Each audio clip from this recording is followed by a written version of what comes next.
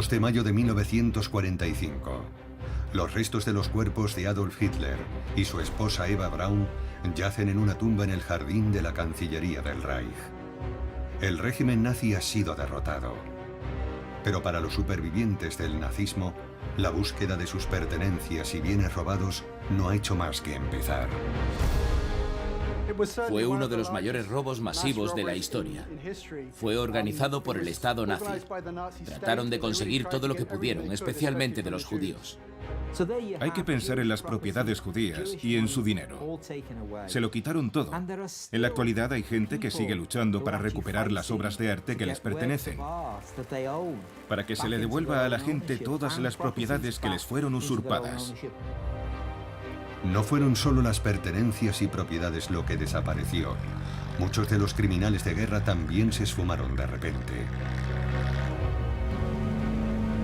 Hubo toda una red clandestina que se creó con el fin de ayudar a escapar a los nazis de alto perfil. Muchos volvieron a llevar una vida normal después de la guerra. Las sentencias fueron muy indulgentes y los indultos se gestionaron rápido. Muchos de los que financiaron a Hitler o utilizaron mano de obra esclava durante la guerra recibieron un simple tirón de orejas, mientras que millones de sus víctimas siguen buscando justicia, incluso hoy en día. Si quiere saber dónde está el oro nazi, solo tiene que ir a Zúrich y buscar bajo las calles. El oro de Hitler.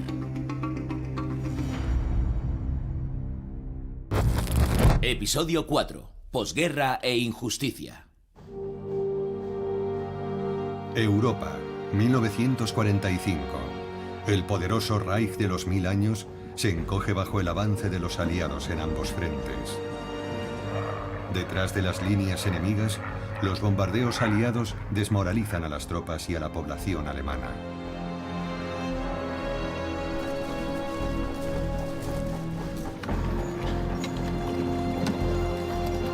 La demente obsesión de Adolf Hitler por la conquista y la dominación ha arrastrado a toda la nación a una pesadilla. Hay unas imágenes increíbles tomadas desde un avión que sobrevuela Berlín justo al final de la guerra. Y se ve la desolación que hay abajo. Es como algo sacado del infierno de Dante. Así que Alemania comenzó esta guerra para dominar el mundo, ¿verdad? Pero acabó en su propio fin del mundo. ¿Y qué inframundo tan terrible era?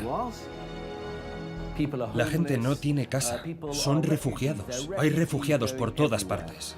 Y también hay tropas en retirada. Es una situación muy complicada, muy caótica, muy violenta. Es un momento en el que la gente puede ocultar cosas si quiere. Pero mucho antes de la batalla final por Berlín, los nazis ya habían ocultado las riquezas que habían robado a sus millones de víctimas.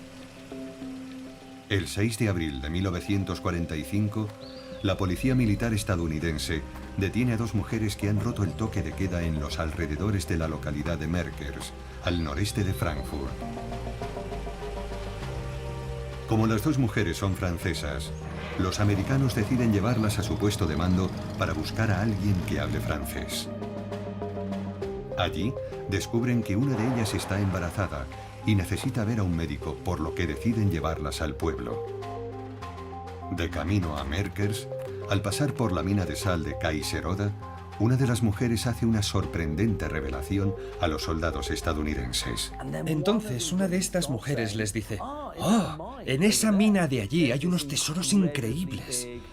Estos 3 soldados americanos informan a sus superiores. Y cuando entran en la mina, es como la cueva de Aladino. Dentro de la mina, los militares estadounidenses encontraron más de 8.000 lingotes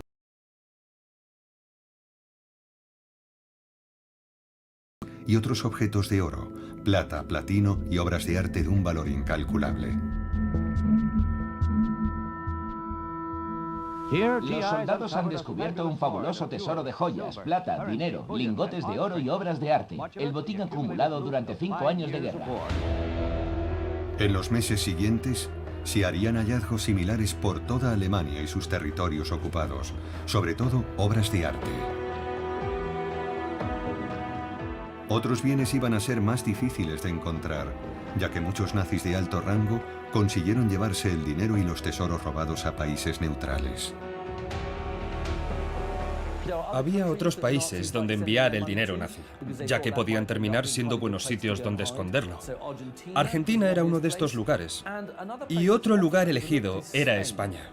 Una gran cantidad de dinero se envió allí, yendo a parar a grandes holdings que en esencia lo que hacían era lavar dinero para los nazis.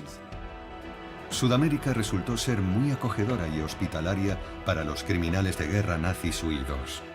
Había grandes comunidades alemanas que estaban allí desde el siglo XIX, así que eran buenos sitios para pasar desapercibidos. Eichmann consiguió escapar a Argentina, Joseph Mengele logró escapar a Sudamérica y al final acabó en Brasil. Klaus Barbie, por ejemplo, terminó en Bolivia. Y no fue solo en Sudamérica. Fue en muchos casos en los Estados Unidos. Juan Domingo Perón y su esposa eran fascistas. Les gustaban los nazis. Y creo que Argentina no declaró la guerra a la Alemania nazi hasta un mes antes de que terminara la guerra, solo para que pareciera que estaban del lado correcto. Fue una jugada bastante cínica. Y seguía habiendo otros muchos dictadores por ahí. Que Hitler hubiera muerto no significaba que el fascismo hubiera muerto. Estaba Salazar en Portugal y Franco en España. Había regímenes muy dictatoriales en Oriente Medio. Había muchos lugares en el mundo donde un nazi iba a sentirse como en su casa si ya no podía vivir en Alemania o en Austria. Los nazis que huían tomaban rutas de escape diferentes y secretas que llegaron a ser conocidas como las líneas de ratas, siempre llevando consigo todo el botín que podían transportar.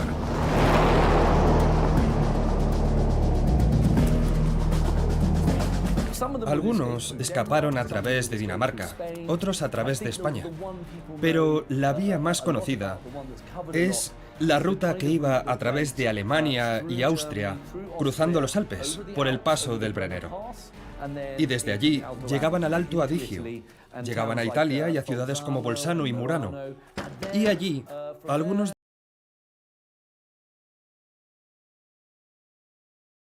y a continuación se dirigían a Roma, donde obtenían más documentos falsos o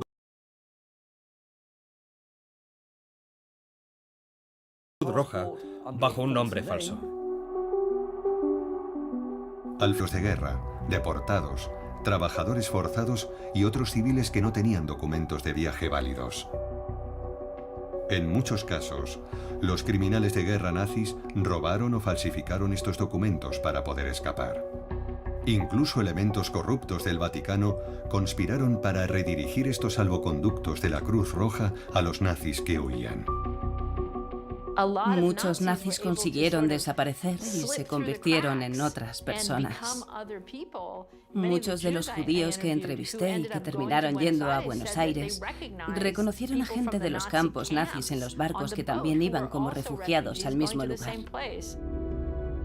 No podemos decir que el Vaticano los ayudase como organización. El Papa no indicó en ningún momento que hubiera que ayudar a los nazis a escapar. Pero sí hubo miembros del Vaticano y sacerdotes, e incluso un obispo llamado Luigi Judal, que ayudó activamente a fugitivos nazis a escapar facilitándoles documentación. En los archivos de Santa María del Ánima en Roma, donde el obispo Judal vivía y era rector, hay cartas de dirigentes nazis en las que dicen: por favor, ayúdenos.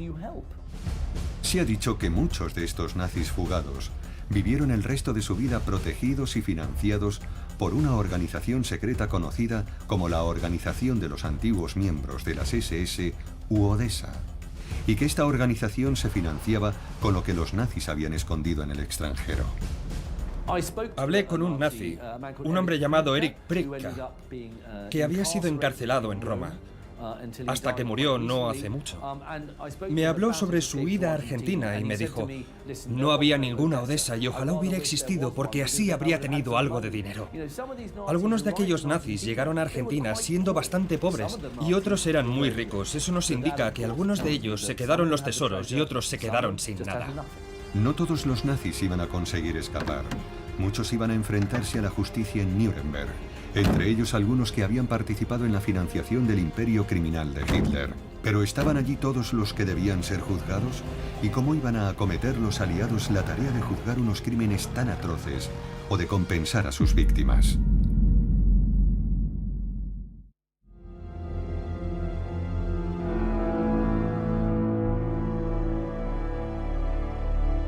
En mayo de 1945, los aliados liberaron por error a algunos prisioneros políticos nazis, entre ellos dos importantes nombres del aparato financiero de Hitler, el industrial Fritz Thyssen y Hjalmar Schacht, antiguo director del Reichsbank y cerebro económico del rearme militar de Alemania. Campo de concentración de Mauthausen. Pero poco tiempo después, ambos fueron detenidos de nuevo y acusados de crímenes de guerra. Nuremberg, 20 de noviembre de 1945. El mundo entero tiene los ojos puestos en uno de los juicios más anunciados y esperados de la historia de la humanidad. 22 de los mayores líderes nazis iban a ser juzgados por crímenes contra la humanidad. Hjalmar Schacht se sentaría entre los acusados por su papel como presidente del Reichsbank desde 1933 hasta enero de 1939 y como ministro de Economía del régimen nazi desde 1934 hasta 1937. Entonces comprendimos que los aliados tenían algún objetivo político en mente y que por ello estaban ansiosos por tacharnos de criminales del régimen de Hitler. El juicio a los criminales de guerra ya estaba planificado. Y era esencial para los fines de ese juicio que hubiera entre los acusados destacados, economistas y empresarios.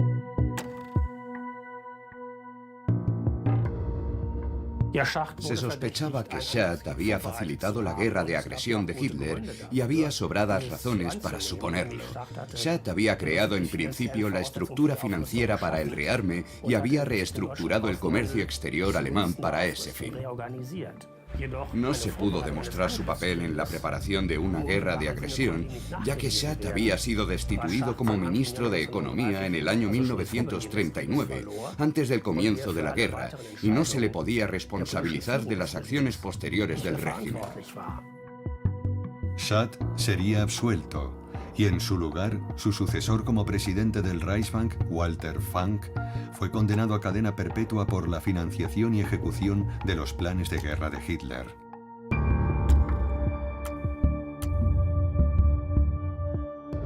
Durante el juicio, Hjalmar Schacht se encontró con el hombre que lo había introducido en las altas esferas del partido nazi, Hermann Göring.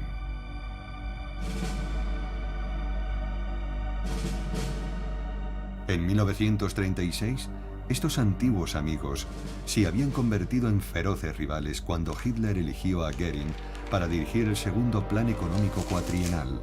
Su rivalidad acabaría con la dimisión de Schacht como ministro de Economía y su destitución como presidente del Reichsbank.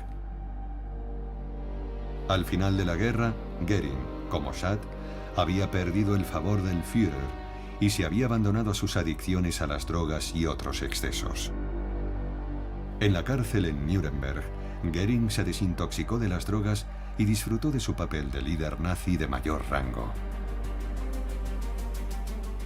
Personalmente siempre había considerado a Göring como el peor de los acusados, debido a su origen acomodado y a su posición privilegiada. Pero en el juicio de Nuremberg demostró un gran valor, tanto en su comportamiento como en sus exclamaciones entre dientes. El papel de Göring en el rearme del Reich y su responsabilidad en el expolio de las empresas donde se forzó a trabajar hasta la muerte a miles de personas acabó con su condena a la horca. Pero incluso él iba a librarse de la justicia, ya que tomó la salida del cobarde y se suicidó con una cápsula de cianuro en la víspera de su ejecución. Este fue el fracaso final de Nuremberg.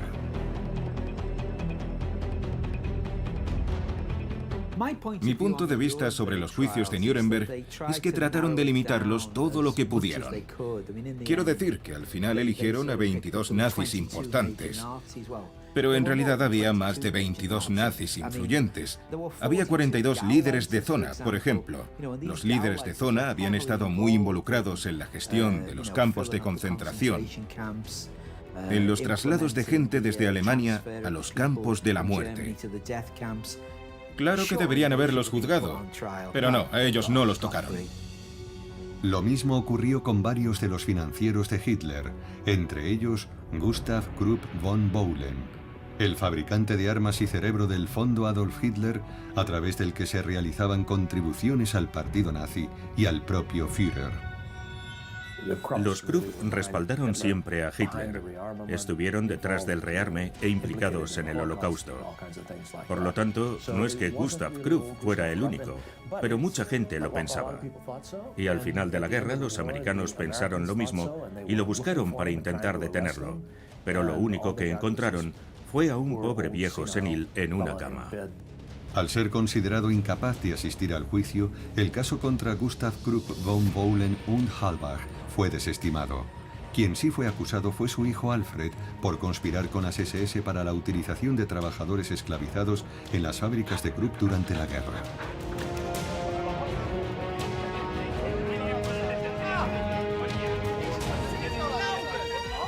Entre el 9 de diciembre de 1946 y el 13 de abril de 1949, los aliados llevaron a cabo 12 juicios más en Nuremberg, en los que se procesó a los industriales alemanes por su colaboración con los nazis. Pero estos también fueron muy defectuosos. También se llevaron a cabo grandes juicios en Nuremberg contra los industriales alemanes. En uno de ellos se juzgó a la dirección de IG Farben. Hubo otro proceso contra Gustav Krupp y su hijo, y otro más en el que fue condenado un director del Dresdner Bank, Karashi. Está claro que lo que les interesaba a los americanos era purgar la élite económica alemana de antiguos nacionalsocialistas activos y aplastar los centros de poder de la industria alemana con una capacidad potencial de apoyar un golpe de Estado, los grandes trusts y corporaciones. Entre los juicios más destacados está el de Oswald Pohl, jefe de la Administración Central Económica y Administrativa de las SS, que coordinaba el funcionamiento de los campos de concentración, el suministro de mano de obra esclava y el saqueo de las propiedades de las víctimas. El tribunal condenó a Pohl y a 3 subordinados a la pena de muerte, mientras que otros 11 recibieron penas de entre 10 años y cadena perpetua. Solamente Pohl sería ejecutado.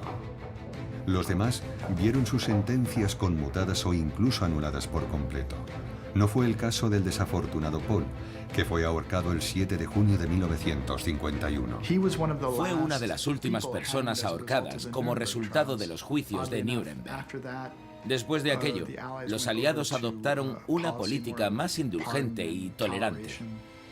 Así que en realidad no se castigó a muchos altos cargos de las SS después de la guerra. El primer industrial sometido a un juicio exclusivo fue el magnate del carbón y el acero Friedrich Flick. El 19 de abril de 1947 fue acusado de crímenes de guerra y crímenes contra la humanidad por el uso de mano de obra esclava, junto con el robo de recursos en los territorios ocupados.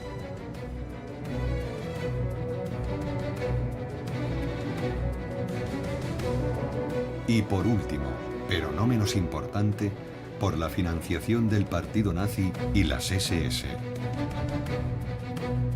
Finalmente, fue condenado a solo 7 años de cárcel. En el segundo gran proceso, celebrado del 27 de agosto de 1947 al 30 de julio de 1948, se juzgó a IG Farben, el gran conglomerado químico cómplice del nazismo que suministró gasolina y caucho sintéticos, así como el infame pesticida Ciclón B, que se utilizaría para asesinar a millones de judíos. IG Farben era la mayor corporación alemana y la que utilizó el mayor número de trabajadores esclavos, trabajadores forzados civiles y reclusos de los campos de concentración. Es conocido que IG Farben construyó una gran fábrica junto al campo de concentración de Auschwitz, solo con trabajadores forzados, IG Farben Auschwitz-Monowitz. IG Farben era el paradigma del trabajo forzado y los miembros del Consejo de Administración también fueron condenados. De los 24 ejecutivos de IG Farben acusados, 11 fueron absueltos y los demás recibieron sentencias entre los 8 años y los 18 meses de cárcel por participar en el exterminio de millones de personas. En general, los veredictos de los industriales, al igual que los veredictos de los oficiales y generales de las SS que dirigían estos campos e industrias, fueron demasiado indulgentes. Creo que se llevó a juicio a muy pocos responsables de la industria. Los juicios a los industriales fueron una absoluta farsa, en el sentido de que dejaron libres a todos los directores de estas grandes empresas con la disculpa de que solo habían cumplido órdenes. Y como si no hubiera pasado nada, todas las grandes empresas del periodo nazi se convirtieron en las grandes empresas de Alemania de la posguerra. Los juicios de Nuremberg no fueron la única ocasión en la que los nazis se enfrentarían a la justicia por sus crímenes. En todo el país y en los antiguos territorios ocupados, tribunales civiles juzgaron a antiguos nazis y colaboradores en un proceso conocido como desnazificación. Como ocurrió en Nuremberg, esto no hizo más que arañar la superficie de la arraigada infraestructura nazi. Los aliados acordaron desnazificar al pueblo alemán y apartar a todos los antiguos nacionalsocialistas no solo de la dirección del Estado, la administración pública y la judicatura, sino también de la dirección de la economía. Los estadounidenses ya habían elaborado listas de empresarios y miembros de consejos de administración alemanes a los que querían interrogar y luego, si correspondía, detenerlos. Y así lo hicieron. Si tenemos en cuenta el proceso de desnazificación y las consecuencias para los socios y financieros de Adolf Hitler, encontramos una serie de casos de una indulgencia chocante. Max Hamann, el director del imperio editorial que hizo de Hitler uno de los hombres más ricos del mundo, fue condenado a 10 años de trabajos forzados.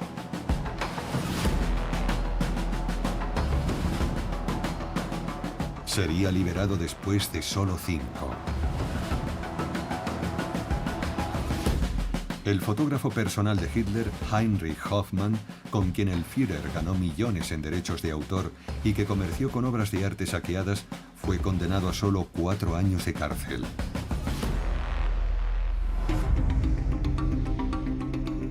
Es indignante cuando lo piensas un poco, y el número de personas que respondieron ante la justicia no fue grande.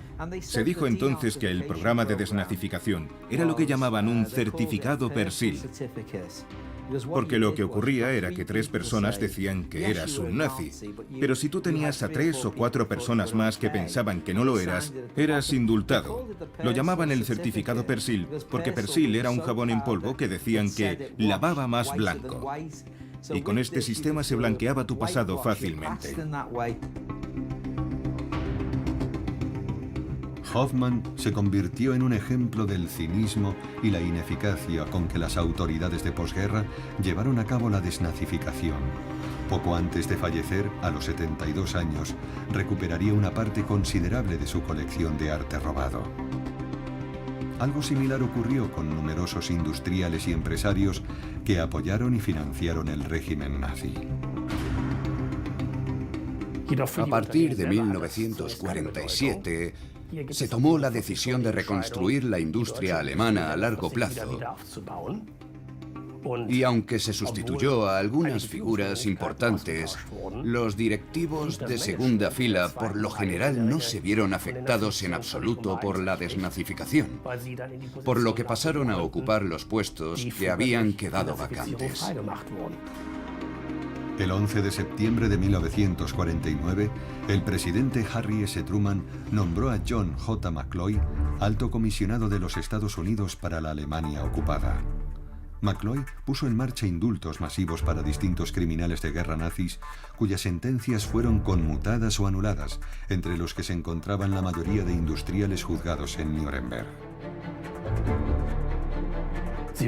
Fueron indultados porque Estados Unidos y los demás aliados occidentales normalizaron su relación con la República Federal de Alemania. Y luego, como contrapartida de esta normalización y del inicio del rearme de la República Federal y la reintegración de Alemania en un sistema de tratados consolidado, también accedieron a liberar a los antiguos nazis que seguían encarcelados por los aliados. El más prolífico y leal de todos los industriales hitlerianos, Friedrich Flick, era libre en 1950. No solo recuperaría todas sus empresas situadas en Alemania Occidental, sino que también invertiría en varias empresas en desarrollo y sería el mayor accionista de Daimler-Benz. Acabó siendo el hombre más rico de Alemania Occidental. A su muerte, en 1972, dejó un imperio económico de 330 empresas y una facturación de 8.000 millones de marcos. Alfred Krupp también fue indultado en 1951 y recuperó parte de sus industrias confiscadas. Recobró su fortuna personal y reconstruyó el imperio de su familia. Incluso creó una fundación que lleva su nombre y que incluyó en su consejo al banquero Hermann Joseph Abs. Uno de los presidentes del Deutsche Bank durante la guerra, Abs fue responsable de la arianización de empresas confiscadas a propietarios judíos. Nunca fue procesado por sus crímenes e incluso conservó la presidencia de estas empresas.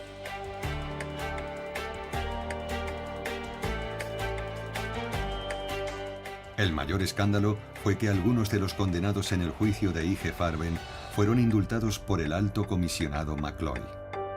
En 1950, Karl Krauk, presidente del Consejo de IG Farben, y Fritz Termier, cerebro de la creación del complejo industrial de Auschwitz, vieron reducidas sus condenas. Al año siguiente, los directores de la planta de Auschwitz, Otto Ambros y Walter Dürfeld, recibieron el perdón y sus condenas fueron de 8 años de cárcel.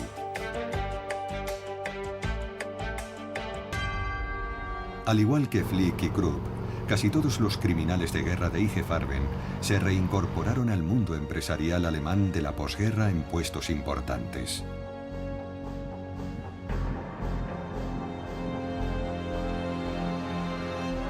Este es un aspecto terrible de la posguerra. Teníamos tanta prisa por reactivar económicamente a Alemania Occidental que miramos hacia otro lado, ante los que habían dirigido aquellos negocios y habían estado implicados en el régimen de Hitler. Esos hombres habían usado trabajo forzado y esclavo. Las filiales americanas en Alemania Opel GM y Ford Werk también habían usado mano de obra esclava en la guerra. Insistieron en que no habían tenido control de sus filiales alemanas. Ambas iban a hacer lo posible por conseguir los beneficios generados en Alemania durante ese periodo. Ford y General Motors se encuentran con un problema al final de la Segunda Guerra Mundial. Tienen beneficios que se han acumulado en las plantas de Opel y Ford Werk en Alemania. Otro problema es que el marco alemán tiene un tipo de cambio muy desfavorable frente al dólar estadounidense. Entonces, ¿cómo pueden llevarse esos beneficios a Estados Unidos desde el punto de vista político o económico? En los años 50, tanto Ford como General Motors intentan repatriar sus beneficios, pero perdiendo dinero en el cambio. Además de embolsarse los beneficios de la guerra, ambas empresas reclaman compensaciones por los daños sufridos durante la guerra en sus fábricas alemanas. Pero con cinismo supremo, tanto Ford como General Motors pidieron al gobierno de los Estados Unidos compensaciones por daños de guerra en sus fábricas. Piden compensaciones por los daños que habían causado los aliados a sus empresas en el Tercer Reich. General Motors, de hecho, lo consigue. El gobierno estadounidense les paga una indemnización de más de 30 millones de dólares por los daños sufridos. Ford pidió lo mismo, pero 20 años después del final de la guerra, el gobierno americano, en este caso, solo le dio $1 millón como compensación. Aunque los aliados dejaron escapar a los industriales y financieros alemanes, rastrearon bien las enormes riquezas y bienes nacionales robados por los nazis. Al final de la guerra, los servicios de inteligencia diseñaron un plan para recuperar el botín nazi robado en países neutrales, bautizado como Operación Puerto Seguro. La Operación Puerto Seguro fue una operación encubierta dirigida por la Oficina de Servicios Estratégicos de los Estados Unidos, precursora de la CIA, con el fin de combatir el lavado de dinero que los nazis llevaban a cabo por el mundo. A través de esta operación, los aliados recuperaron parte de los bienes robados por el Reich y desarrollaron un programa de restitución controlado por la Comisión Tripartita del Oro. La Comisión Tripartita del Oro se creó para redistribuir y devolver lo que habían robado los nazis. Pero los países que tras la guerra entraron en la esfera soviética sufrieron un nuevo castigo, porque su oro no volvió a ellos. En algunos de estos casos no se les devolvió hasta la década de 1990, por los cambios geopolíticos. Hubo una campaña al principio para que se enviara el 10% de la capacidad industrial de Alemania a la Unión Soviética como reparación. Así fue como se concibieron las reparaciones. No se trataba de devolver dinero a individuos, sino de mover dinero entre estados. Además del oro, el siguiente bien más saqueado en la Europa ocupada por los nazis fue el arte. Los ejércitos aliados crearon durante la guerra unidades especiales para proteger los bienes culturales expoliados, registrándolos con la ayuda de los museos y los individuos víctimas de los robos.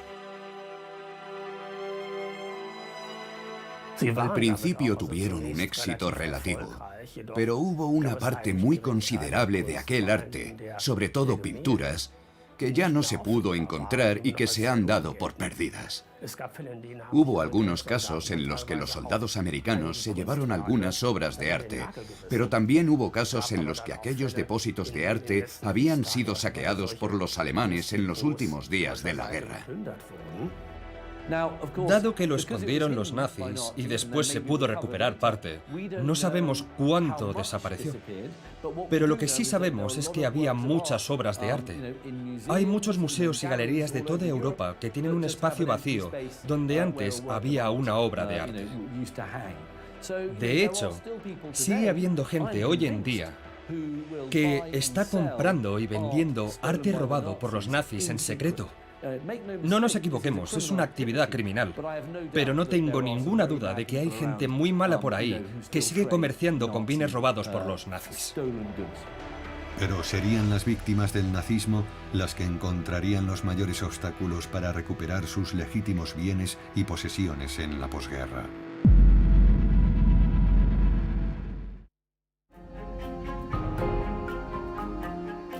Muchos historiadores han intentado calcular el valor de los bienes, dinero y posesiones robados durante los 12 años de terror nazi. Aunque se ha recuperado una parte, aún falta mucho, lo que ha dado lugar a teorías conspirativas, búsquedas de tesoros e investigaciones sobre el oro nazi hasta el día de hoy. Todos hemos oído historias sobre el oro encontrado en el fondo del lago Toplitz, pero allí nunca se ha encontrado nada. También se habló de un tren cargado de oro, escondido bajo las montañas polacas. Una vez más, nunca se ha demostrado que sea cierto. Se han escrito muchas tonterías sobre el oro nazi, y la gente habla. Es algo muy propio de un thriller o de una película. Pero sospecho que debe haber, todavía, cierta cantidad de oro escondido. Y yo diría que si ese oro está en algún sitio, es debajo de las calles de Zúrich o Ginebra. Va a estar en un banco suizo. Suiza jugó un papel crucial en el saqueo de arte y posesiones durante la Segunda Guerra Mundial. El secreto del sistema bancario suizo permitió al régimen nazi blanquear gran parte del oro y divisas robados a sus víctimas. El 8 de marzo de 1945, los aliados acordaron con Suiza interrumpir el comercio y congelar los activos alemanes para devolver todo lo posible a sus legítimos propietarios. Pero no se podía identificar a los legítimos propietarios, ya que los nazis habían borrado bien sus huellas para impedir su identificación. Fue otra forma en que se protegieron los nazis, porque refundieron todo el oro y le pusieron el sello alemán a los lingotes. Así nadie sabía realmente de quién era. Al final de la guerra, cuando sus herederos trataron de reclamar, los bancos les pidieron un certificado de defunción que demostrase que los beneficiarios finales habían muerto. La respuesta solía ser: Auschwitz y Dachau no nos dan certificados de defunción. Así no había forma de probar la muerte. Y los banqueros suizos alegaban: vaya, pues lo sentimos, no podemos hacer nada por usted. Los demandantes lo tuvieron difícil para presionar a los bancos suizos a fin de que revelaran información sobre los bienes y activos recibidos durante la guerra. Sobre todo porque los suizos aprovecharon el inicio de la Guerra Fría para frenar gran parte de los procesos de restitución. Así que tenemos todas estas propiedades que en realidad pertenecen a otras personas y que nunca fueron repatriadas. Una vez más, ¿por qué? Es parte de esta psicosis de la Guerra Fría. No podemos sacar este tema en este momento. Ahí están esas propiedades judías, ese dinero, todo lo robado en ese periodo. Es un verdadero escándalo. Y es un escándalo que no fue reparado. No fue hecho en el periodo de la posguerra. Después de la caída del muro de Berlín en 1989, se desclasificaron millones de documentos relacionados con la Segunda Guerra Mundial que arrojaron nueva luz sobre la participación de instituciones bancarias y multinacionales en el entramado financiero de Hitler. No fue hasta más tarde, durante el mandato de Clinton, cuando hubo una iniciativa seria para que las industrias individuales pagaran reparaciones a las antiguas víctimas individuales que habían estado viviendo como supervivientes durante los últimos 20 o 30 años. Aún más tiempo cuando ocurrió esto, en los 90. Aquello fue el principio de una nueva fase. Estos documentos demuestran que la pretensión suiza de neutralidad en la Segunda Guerra Mundial fue una pura farsa. Los documentos también demuestran que estos envíos se llevaron a cabo en camiones que llevaban estampado el escudo suizo. En otras palabras, se utilizaron vehículos de transporte suizos y que los lingotes de oro estaban claramente identificados como procedentes de Alemania. Estas audiencias del Congreso de los Estados Unidos sirvieron de base para varias demandas presentadas por víctimas del nazismo que buscaban justicia. Organizaciones como el Congreso Judío Mundial y la Agencia para la Tierra de Israel apoyaron su causa.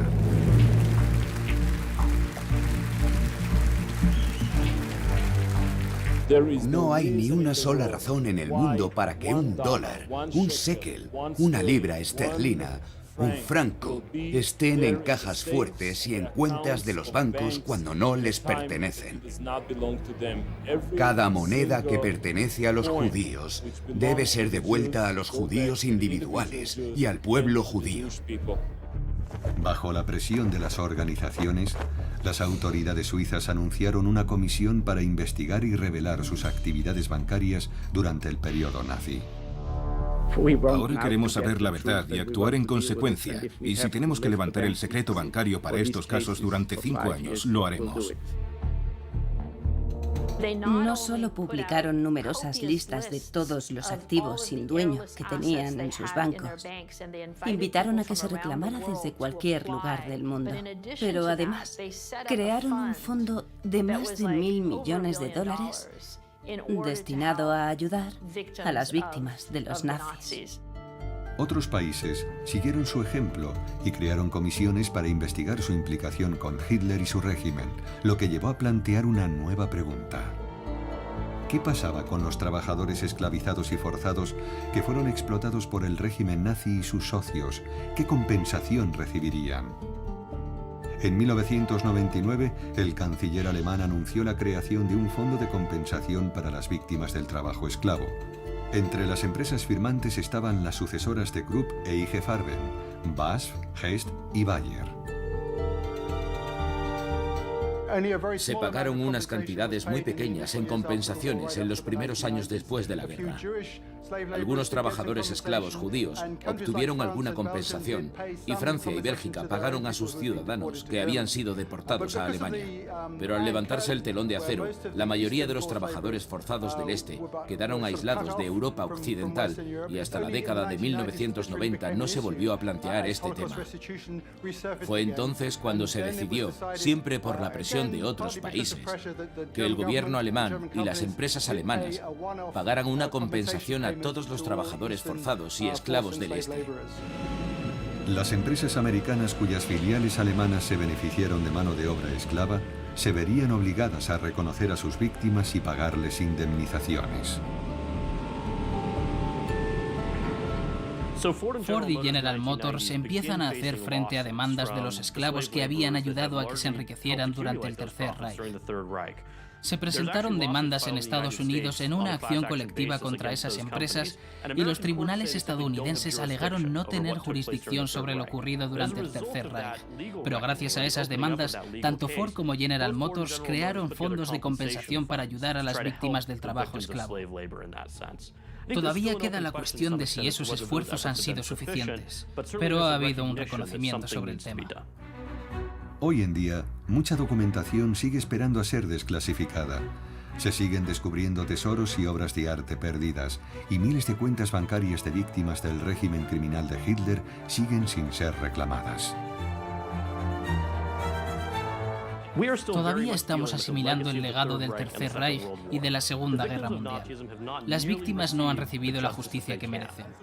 Es de vital importancia que historiadores, periodistas e investigadores sigan trabajando para averiguar a dónde fue a parar el dinero, qué beneficios pueden seguir acumulándose en cuentas bancarias y cómo se puede seguir haciendo justicia en el siglo XXI. Creo que es mejor llamarlo un intento de hacer justicia. No fue completo ni satisfactorio, pero el hecho de intentarlo sentó precedentes. Esto es lo que recordaremos de todo aquello. No es aceptable que este tipo de crímenes se cometa sin que haya compensación, restitución y justicia. Era un pésimo estudiante. Un artista fracasado, fue casi un indigente durante años.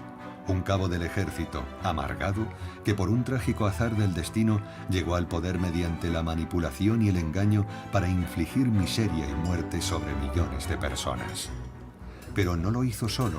Detrás de él hubo muchos que financiaron su ascenso al poder y se beneficiaron conscientemente del negocio de la guerra, del saqueo de todo un continente, del trabajo forzado y de la muerte de millones de inocentes.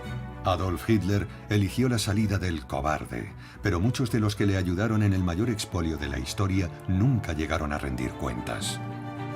Es imposible hacer un cálculo real de cuánto robaron los nazis. ¿Qué se incluye en esa cifra?